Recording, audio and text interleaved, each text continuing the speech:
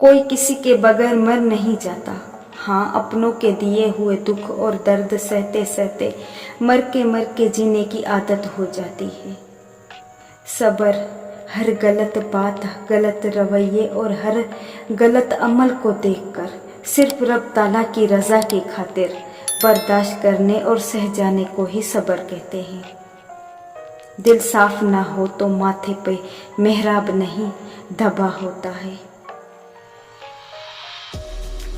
एतबार जब इंसान को अच्छे लोगों से भी खौफ आने लगे तो समझ ले कि किसी ने सलीके से एतबार तोड़ा है।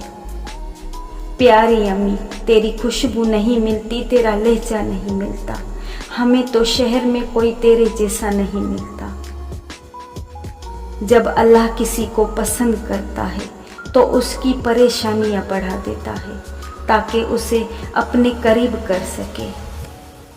वक्त और समझ एक साथ खुशकिस्मत लोगों को ही मिलते हैं।